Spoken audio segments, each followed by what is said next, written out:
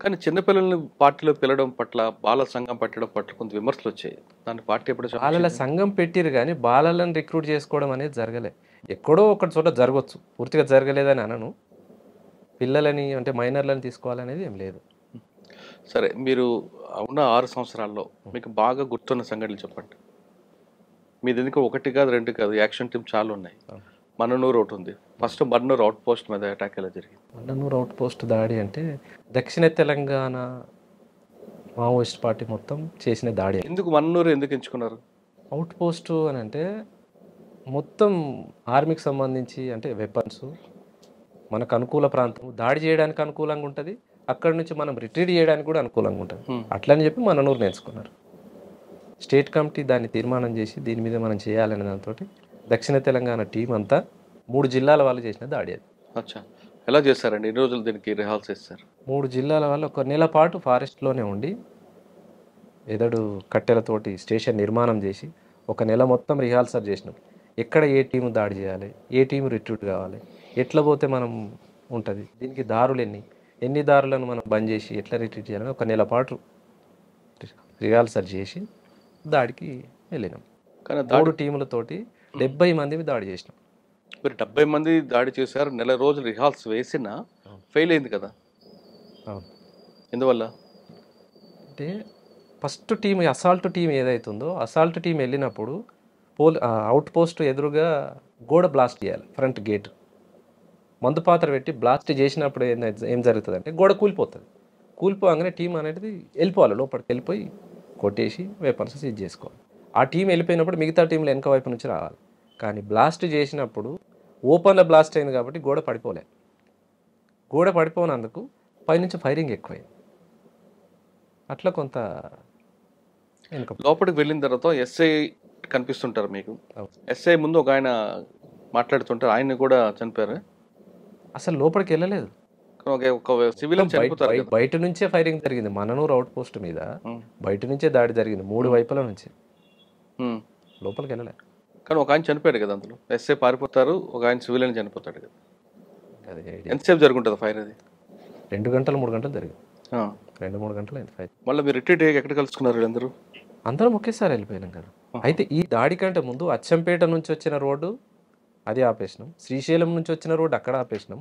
Amrabad police స్టేషన్కి ఒక team వెళ్ళిపోయింది. మళ్ళీ పోతే అచ్చంపేట పోలీస్ స్టేషన్కి ఒక టీం వెళ్ళిపోయింది.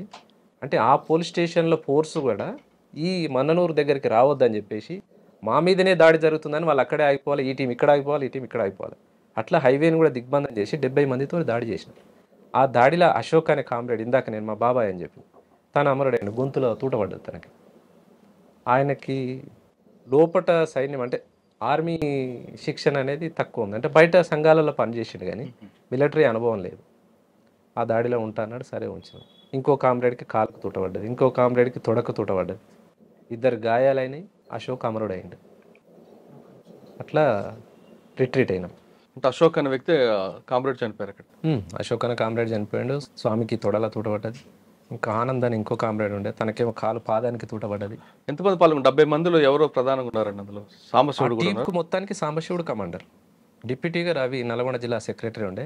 ఎవరు? తను నల్గొండ జిల్లా సెక్రటరీ ఆహా. రవి. రవి. తను డిప్యూటీ కమాండర్గా ఉండే. అట్లా వీళ్ళిద్దరితో పాటు టీంకి ఒక కమాండర్ ఉంటాడు. 3 టీంలు కాబట్టి 3 టీంలు, 3 టీంలు. మీదేంటి? టీం మెంబర్గా ఉన్నా అంతే. ఆహా.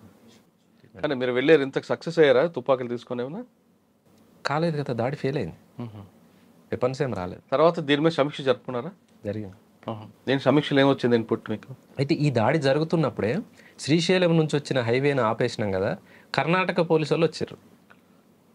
కర్ణాటక పోలీసు వాళ్ళు వచ్చినప్పుడు మనం ఆల్రెడీ నష్టపోయినాము, ఒక కామ్రేడ్ చనిపోయిండు, వీళ్ళందరినీ కూడా ఇక్కడ వేసేద్దాం అనేది మనోళ్ళు అక్కడ ఆపిన టీం మాట్లాడి మనకు వాకిటాకిలా చెప్తే, సాంబశివుడు వాళ్ళు ఏం మాట్లాడారంటే, లేదు వాళ్ళు సివిల్గా వచ్చిర్రు. 11 మంది వచ్చారు కర్ణాటక పోలీసు. ఎందుకు వాళ్ళు ఎందుకు వచ్చారు? శ్రీశైలం దర్శనానికి పోయి రిటర్న్లో వస్తున్నారు వాళ్ళు. రిటర్న్లో వచ్చేటప్పుడు మనోళ్ళు రోడ్ ఆపేసారు కదా. రోడ్ ఆపిన దగ్గర మేము పోలీస్, మీరు కూడా ఇక్కడ ఆపిరు అనేసి వాళ్ళు మాట్లాడితే మీరు పోలీసా అని చెప్పేసి మనోళ్ళు పట్టేసి కట్టేసి వెనకకు ఆపిరాలు. మనది అది ఎట్లయినా ఫెయిల్ అయింది కదా, మరి ఇక్కడ వీళ్ళు దొరికిరు 11 మంది, వీళ్ళని వేసేద్దామని మాట్లాడితే, వద్దు తప్పు, మనం అట్లా చేయొద్దు, దాడికి పోయిన దగ్గర ఏమైనా జరగవచ్చు కానీ వాళ్ళు సివిల్గా దొరికిరు మనకు, తప్పని చెప్పి వాళ్ళను అట్లా అక్కడ ఉంచేసి గ్రేటే కదా. వదిలేసిన. ఏం చేయలేదు వాళ్ళు. అంటే ఆయన గొప్పతనం అనుకోవాలా లేదా పార్టీ నిర్ణయం అది? పార్టీ నిర్ణయం. పార్టీ నిర్ణయం ఒకటి ఉంటుంది, అప్పటికప్పుడు నిర్ణయాలు తీసుకునే దాంట్లో కూడా నాయకత్వ గొప్పతనం కూడా ఉంటుంది కొన్ని విషయాలలో. అచ్చా. తర్వాత మీకు బాగా గుర్తుండిపోయిన సంగతి చెప్పండి. యాచారం పోలీస్ స్టేషన్ కానీ. యాచారం పోలీస్ స్టేషన్ అప్పుడు నేను లేను. అప్పటికి నేను రిక్రూటే కాలేదు. మంచాల పోలీస్ స్టేషన్ ఏం జరగలేగా. మంచాల దగ్గర కూడా అంబుష్ చేస్తారు, చేసారు. ఎందుకు ఆయన కోసం? ఎందుకంటే ఎస్ఐ కోసం కాదు అది చేసింది. అప్పుడు జన్మభూమి ప్రోగ్రామ్ ఏదో జరుగుతున్నది. దేవేందర్ గౌడ్ మంత్రి గారు ఉన్నారు, పుష్పలీల మంత్రి గారు ఉన్నారు. అప్పుడు దేవేందర్ గౌడ్ కోసం అనేది పెట్టింది. కానీ హోమ్ మినిస్టర్ కోసం. హోమ్ మినిస్టర్ కోసం. ఇక మారుమూల ప్రాంతం రావద్దని మరి వాళ్ళకి ఎస్ఐబి ఇన్స్ట్రక్షన్స్ ఏమున్నాయి కానీ వాళ్ళు రాలేదు. వాళ్ళు వస్తారు అనే దాంతో పెట్టింది కాబట్టి వాళ్ళు రాలేదు. ఏదో జరగని అనేసి కొట్టేసారు. వస్తారని పెట్టారు కానీ ఎస్ఐ వచ్చారు అక్కడికి. డిపార్ట్మెంట్ వస్తున్నది, సరే డిపార్ట్మెంట్ అయినా ఏం కాదులే అనే దాంతో కొట్టిరు. బ్లాస్టింగ్లో తను ఎస్ఐ ఇంకో కానిస్టేబుల్ చనిపోయినట్టున్నారు. ఎస్ఐ గాయాలైనట్లే కదా? లేదు, ఇద్దరు చనిపోయారు, ఎస్ఐ ప్లస్ సంజీవరావు ఎస్ఐకి సంఘటన. సంజీవరావు ఎస్ఐకి ఏమో క్లెమోర్ మైన్స్ దాడిలో తనకు గాయాలైనవి. చాలా ఎందుకు అది? క్లెమోర్ మైన్స్ ఎక్కడ అంటే మన మొండిగౌరిల్లి అనే ఊర్లో కూమింగ్ పార్టీస్ ఎప్పుడు ఒక బావి దగ్గర నుంచి వచ్చిపోతుండేది. మేము వచ్చిపోయే దారులు వాళ్ళకి ఎట్లయితే తెలుస్తాయో వాళ్ళు వచ్చిపోయే దారులు కూడా మాకు తెలుస్తాయి కదా. అట్లా వాళ్ళు వచ్చిపోయే దారిలో క్లెమోర్ మైన్స్ పెట్టి అంబుష్ ఏర్పాటు చేసినాం.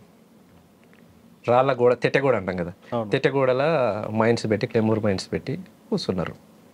ఇవాళ తీరా దగ్గరికి వచ్చిన తర్వాత అంటే మన పాయింట్ బ్లాక్లోకి వచ్చిన తర్వాత పేల్చాలి అవి. రాకంటే ముందే కొంత మనోళ్ళు ఆతృతతోటి ముందే ఒత్తిరు. ఆ తెట్టెగోడలు పెట్టారు కాబట్టి ఆ రాళ్ళు ఎగిరిపోయి తగిలినాయి అంతే.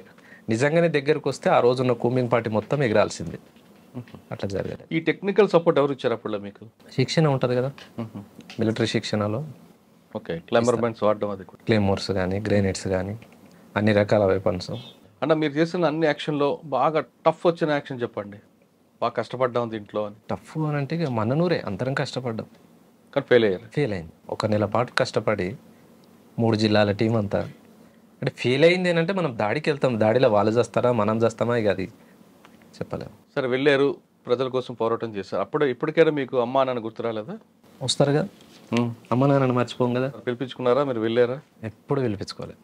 కానీ మీకోసం పోలీసులు మీ ఇంటికి వెళ్ళి తలుపులు కొట్టారు కదా, తెలుసా? ఒక్కసారి కదా, 100 సార్లు. మరి అప్పుడు మీకు బాధ అనిపించలేదా? నక్సలైట్లలో పోయిన ప్రతి కుటుంబము బాధలు పడ్డోళ్ళే, అంత ఆషామాషిగా ఏముండదు. ఎక్కడ ఏం జరిగినా కుటుంబాన్ని తీసుకుపోవడం. ఎక్కడో జరిగితే ఇగో మీ పిల్లలు చనిపోయినరు, మీ కొడుకు చనిపోయిండు, ఇగో మీకు ఇది ఇస్తాం రండి, మీకు అది ఇస్తాం రండి. గుబ్బల మహేష్ కోసం అప్పుడులో పోలీసులు ముందు భయపెట్టడం, తర్వాత బెదిరించడం కాకుండా బుజ్జగించడం కూడా చేసేవారు. మీ ఇంటికి వెళ్ళి మీ అమ్మగారికి నాన్నగారికి బట్టలు పెట్టడం కార్యక్రమం పెట్టారు. అది కూడా వినకపోతే ఇల్లు బ్లాస్ట్ చేయించారు. ఈ 2 సంఘటన మీకు తెలిసే ఎప్పుడైనా? ఇల్లు బ్లాస్ట్ ఏం జరగలే కానీ కొట్టడం జరిగింది. మా తమ్ముడు అంటే మీ అమ్మగారిని అందరిని కొట్టారు, ఇల్లు కూలుస్తామని చెప్పారు.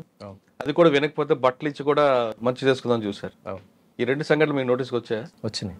ఏమన్నారు అప్పుడు మీరు? వచ్చినాయి అంటే రాష్ట్ర వ్యాప్తంగా అన్ని కుటుంబాల మీద ఎట్లయితే దాడులు జరుగుతున్నాయో అందులో భాగంగా మా కుటుంబం మీద దాడి జరిగింది. కానీ బట్టలు ఇచ్చి బుజ్జగించుకున్న కార్యక్రమానికి మీరు దానికి సమర్థిస్తారా, వ్యతిరేకిస్తారా? రాజ్యం ఎత్తుగడలలో భాగంగా పార్టీని ఎట్లయితే అంటే ఉద్యమంలో లోపల ఉన్న వాళ్ళని బయటికి తీసుకురావడంలో భాగంగా డిపార్ట్మెంట్ చేస్తున్నటువంటి ఎత్తుగడలు, అది వాళ్ళ ఎత్తుగడ. అది దాన్ని ఎట్లా సమర్థిస్తాం అంటే ఇప్పుడు ఎట్లా నేను ఎట్లా బయటనే ఉన్నా అనుకో, ఆ రోజున్న పార్టీ ఆలోచన ప్రకారంగా అవి అనేది తప్పు.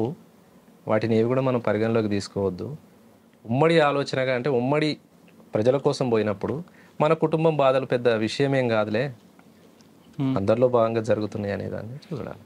కానీ దానికి కౌంటర్గా పార్టీ కూడా ఒక నిర్ణయం తీసుకుంది అప్పట్లో. అది వాస్తవా కాదో తెలియదు. మీరు కూడా కొంతమంది ఎవరైతే బాగా టఫ్ అన్న పోలీస్ ఆఫీసర్ ఉన్నారో వాళ్ళ ఇంటికి వెళ్ళి మీ భర్త ఉద్యోగాలు రాజీనామా చేయించండి అంటూ వాళ్ళకి స్వీట్ బాక్సులు ఫ్రూట్స్ ఇవ్వాలని ప్రయత్నం చేశారనేది ఒక వార్త ఉంది. అది వాస్తవం? మా దగ్గర అయితే జరగలేదు. ఉంటే జరిగిందేమో మిగతా జిల్లాలలో, కానీ నల్గొండ జిల్లా కమిటీ పరిధిలో మాత్రం అదేం జరగలేదు. మిగతాది జరుగుండొచ్చు. ఇప్పుడు బాగా వార్త వచ్చింది, నక్సలైట్ కూడా పోలీస్ ఇంటికి వెళ్ళి వాళ్ళని కూడా మీరు ఎలాగైతే ఎత్తు కూడా వేస్తారు వాళ్ళు కూడా అదే ఎత్తు కూడా. అయితే పొలిటికల్ లీడర్స్ ఎవరెవరైతే ఉన్నారో వాళ్ళ కుటుంబాలకి ఇవి అయితే చెప్పినాం, కానీ పోలీస్ ఆఫీసర్లకు చెప్పింది అయితే లేదు. మ్హూ. మీరు క్రియాశీల రాజకీయాలకు దూరంగా ఉండండి, మీరు చేయడం మూలంగానే ప్రజలకి ఇబ్బందులు ఎదురవుతున్నాయి. అచ్చా, మీరు వెళ్ళి చెప్పారు నల్గొండలో ఆ, ఏం రాజకీయ పార్టీ కమిటీ నిర్ణయించిన ప్రకారం రాజీనామా చేయమని చెప్పారా? మీ క్రియాశీల రాజకీయాలకు రాజీనామాలు చేయండి, లేకపోతే ప్రజల చేతుల్లో మీకు శిక్షలు అంటే తప్పవు. వీళ్ళు వ్యక్తిగతం కలిసారా, కరపత్రాలు వేసారా?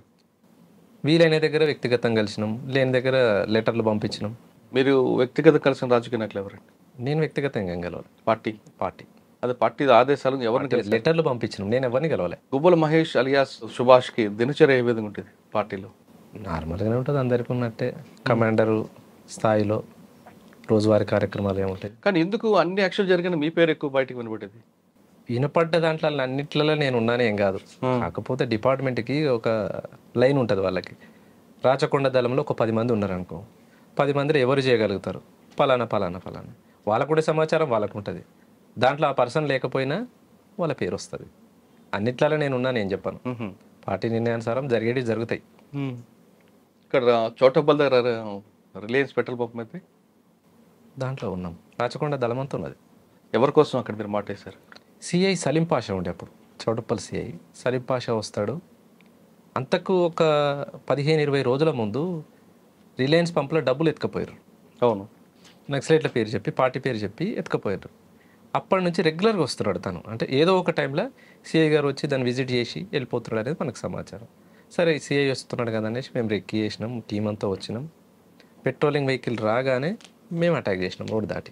పక్కన గుట్టలు ఉంటాయి. అవును, ఆ గుట్టకే ఉండి రోడ్ దాటి విజయవాడ హైవే ఉంది కదా, అవును. పెట్రోలింగ్ వెహికల్ వచ్చింది, మేము చూస్తానే ఉన్నాం. అంతకు ఒక 1/2 అవర్ ముందు అక్కడే ఉన్నాం, ఉండి చెట్లలో మాటేసి కూర్చొని. వెహికల్ ఎంతమంది ఉన్నారు అప్పుడు? 12 మంది ఉన్నాం. 12 మంది ఉండి దాడి చేసినాం, కానీ సలీం పాషా గారు రాలేదు. ఏం జరిగింది ఆ ఘటనలో? దాడి ఎప్పుడైతే ఎంటర్ అయినామో, ఎంటర్ అవడంతోనే మేము ఫైరింగ్ ఓపెన్ చేసినాం. మొత్తం అయిపోయిన తర్వాత తెలిసింది సలీం పాషా లేడు అనేది. అయ్యో. అంటే వ్యక్తిగా మేము మా ముఖాలు తెలిసి ఉండవు కదా. అందులో ఎంతమంది చనిపోయారు? 4 అనుకుంటా, 4 పోలీసు వాళ్ళు. అక్కడ రిట్రీట్ అయిన తర్వాత ఏ విధంగా వెళ్ళారు బయటకు మీరు? రోడ్డు దాటినామంటే ఫారెస్టే కదా, ఇక అవును, గుట్టలు కదా, పుట్టనే కదా, నడుచుకుంటూ వెళ్ళిపోతాం. ఎంత దూరమైనా నడుచుకుంటూ వెళ్ళాల్సిందే. కాబట్టి మిగతా అడవికి రాచకొండ దళానికి ఒక తేడా ఉంది. Terrain problem. గుట్టలే తప్ప పెద్దగా ఫారెస్ట్ కనిపించదు. అవును, గుట్టలే. కానీ ఈ గుట్టల్లో యాక్షన్ చేసి తప్పించుకోవడం అనేది కొంచెం కష్టం పనే కదా. కష్టమే. అటువంటి కష్టాలను ఎదుర్కొన్నారా ఎక్కడైనా ఒక దగ్గర? ప్రతిరోజు ఉండేటివి అవి. ఒక గుట్ట ఎక్కి ఇంకో గుట్ట దిగాల్సిందే. అంటే నల్లమల్ల అడవిలాగా కంటిన్యూషన్ ఫారెస్ట్ కాదు. అవును. ఒక ఊరుకు పోవాలన్నా మళ్ళీ ఇంకో గుట్ట దిగాల్సిందే. అటు ఇంకోటి గుట్టలలో కూడా కనిపిస్తాం కదా, చెట్లు ఉండవు కదా. ఉంటాయి లైట్గా, మామూలుగా చెట్లు ఉంటాయి, గుండ్లు ఉంటాయి. ఏదో అనువైన ప్రాంతం చూసుకొని ఉండవలసిందే. కానీ అంత ఇబ్బందులతో కూడుకున్నదే. ఇంకేం చేశారు మీరు యాక్షన్లో? బస్సులు దాడి చేయి. రియాజ్ చర్చలకు ప్రతినిధి రియాజ్ ఉన్నాడు కదా, రియాజ్ ఎన్కౌంటర్కి నిరసనగా తూప్రాన్పేట గేట్ మీద బస్సులు తగలబెట్టాయి. ఒక 4 బస్సులు, 4-5 అనుకుంటా. ఆర్టీసీ బస్సులు దగ్ధం చేయడం వెనుక ప్రజల ఆస్తే కదా అది. అవును. మరి ప్రజల ఆస్తిని దగ్ధం చేస్తే మీరు ఎవరికి నష్టం చేస్తున్నట్లు? ఒక రకంగా ప్రజలకే నష్టం అది. కానీ అంటే మీరు చేసే పని వల్ల ఆ ప్రాంతంలో ఆ రోజులున్న పరిస్థితి ప్రకారంగా ప్రజలకే నష్టం. కానీ మేము చేసే పని కూడా ప్రజల కోసమే కదా అని ఆలోచన. కరెక్ట్, ప్రజల కోసమే. కానీ ప్రజల ఆస్తిని దగ్ధం చేయడం కాకుండా మీరు బస్సులు దగ్ధం చేయడం వల్ల ఆ గ్రామాలకు బస్సులు వచ్చేవి కావు. మారుమూల గ్రామాలకు వచ్చే బస్సులు ఎక్కడ కూడా తగలబెట్టలే. హైవే మీద సూపర్ ఎక్స్ప్రెస్ లైవ్ పోతాయి కదా, అవి మేము తగలబెట్టి. మారుమూల గ్రామాలకు పోయే బస్సులు నైట్ ఆర్డర్లు చాలా బస్సులు వస్తాయి. కానీ మీరు చేస్తుంటే వాళ్ళకి పనిష్మెంట్ కావాలి అని డిపార్ట్మెంట్ అప్పుడు ప్రజలను ఇబ్బంది పెట్టింది వాస్తవం. కొన్ని గ్రామాలకు బస్సులు బంద్ చేసింది వాస్తవం. గవర్నమెంట్ ఇబ్బందులు అయినాయి. మీరు ఇంకా చేసిన యాక్షన్ ఏమన్నా అక్కడ? ఇన్ఫార్మర్ పేర్లతోని చాలా మందిని జరిగినాయి అనుకో గ్రామాలలో. ఇటు రాచకొండ, రంగారెడ్డి గ్రామాలు జరిగినాయి. కింద నల్గొండ, నారాయణపూర్ సంబంధించిన రంగారెడ్డిలో ఎక్కడ చేశారు మీరు యాక్షన్? రంగారెడ్డిలో 3-4 పెద్దగా ఏం లేవు. పొద్దున్న యాక్షన్ చేసి సాయంత్రం ఎక్కడ ఉండేవారు? ఫారెస్టే. అంటే కూతవేడి దూరం రాచకొండ అడవి కదా, ఫారెస్టే. యాక్షన్ అయిన తర్వాత దానికి కౌంటర్గా పోలీసు కూడా చేస్తారు. అందులో భాగంగా మీకు కానీ మీ కుటుంబ సభ్యులు కానీ లేదా సానుభూతి పరులు కానీ ఖచ్చితంగా ఒక యాక్షన్ జరిగేది. ఆ ఆలోచన ఎప్పుడైనా వచ్చిందా? ఖచ్చితంగా వాళ్ళ యాక్షన్ అనేది ఉంటుందిగా గవర్నమెంట్ది. అరెస్టులు, జైళ్ళు, దెబ్బలు రకరకాలు జరిగింది. అంటే మీరు చేసిన యాక్షన్కి పోలీస్ చేసిన రియాక్షన్ ఏమో గుర్తు చెప్పండి. ఒకటి 24 గంటల్లో ఒకటి జరిగేది. అయితే ఇప్పుడు బియ్యం పంపిణీ జరిగింది కదా మొండిగౌరెల్లి దగ్గర, తెల్లారే డిపార్ట్మెంట్ వచ్చి అందరిని వేసుకుపోయారు. చెర్లపల్లి జైలుకు పట్టించారు. రకరకాల ఇబ్బంది, ఎన్ని కుటుంబాలు ఇబ్బంది పడాలని అన్ని కుటుంబాలు ఇబ్బంది పడ్డాయి. అక్కడ చేసిన సంఘటన రాష్ట్ర వ్యాప్తంగా పార్టీ అమలు చేస్తే కొంతలో మార్పు ఉండేది. ఎట్లా అంటే ఎవరైతే బియ్యం పంపిణీలకు పాల్గొన్న సభ్యులు ఎవరైతే ఉన్నారో, అంటే ఆ రోజు ఉన్న గ్రామస్తులు కావచ్చు, ఇబ్బందులు పడ్డ వాళ్ళందరినీ కూడా ఖర్చులు పెట్టి, ఎవరైతే లీడర్ ఆ రోజు ఆ గ్రామాలకు సంబంధించిన పెత్తందారులు ఉన్నారో వాళ్ళ ద్వారా ఖర్చులు పెట్టించి, జైలు ఖర్చులు, కోర్టు ఖర్చులు భరించి వాళ్ళ రిలీజ్ చేయించినాం. మీరా? అంటే ఆ రోజు రాచకొండ సంబంధించి పార్టీ తీర్మానం అది. ఎవరైతే లోకల్ పెత్తందారులు ఉన్నారో వాళ్ళని వాళ్ళ ఇంటికి పోయి హెచ్చరించి, వాళ్ళు జైలుకు పోవడానికి కారణం మీరే, ఎట్టి పరిస్థితుల్లో వాళ్ళని మీ ఖర్చులు భరించి మీరు వాళ్ళని తీసుకురావాలన్నప్పుడు విడిపించారు. అంటే ఆ పాలసీ మిగతా అన్ని కూడా చేస్తుంటే బాగుంటుంది. కొంత బాగుండేది. ఉమ్. ఎక్కడ సంఘటన జరిగినా మీరు అన్నట్టు ఉమ్. పోలీసు నుంచి ఇబ్బందులు అయ్యేది, జైళ్ళు, కోర్టులు, రకరకాల ఇబ్బందులు. అంతా పేద కుటుంబాల వాళ్ళు, పని చేసుకుంటేనే కుటుంబాలు గడిచేటివి. అట్లా రాష్ట్ర వ్యాప్తంగా జరగలేదు కొంత. కానీ అప్పట్లో మీరు చేసే కార్యక్రమం మీకు సపోర్ట్ ఇస్తే ఒకవైపు పోలీసుల నుంచి, ఒకవేళ ఇవ్వకపోతే మీ వైపు, ఈ రెండు మీ ఇద్దరి మధ్యన చాలా మంది పేదవాళ్ళ గ్రామీణ ప్రాంత వాళ్ళు నలిగిపోయారు. గుర్తుందా మీకు? నలిగిపోవడం అనేది పార్టీ ఎవరిని కూడా ఇబ్బంది పెట్టదు. బయట మీడియా వాడే పదం పదం కావచ్చు, ఇప్పుడు మీరు అన్నది పోలీసు ప్రచారం చేస్తున్న పదం కావచ్చు, కానీ ప్రస్తుతానికి నేను ఉదాహరణకు మీ దగ్గరకు వస్తాను, మీరు సహకరిస్తే అంటేనే మీ దగ్గరకు వస్తాను తప్పితే బలవంతంగా ఎవరిని కూడా చేయదు పార్టీ. అట్లా ఇబ్బంది పెట్టదు.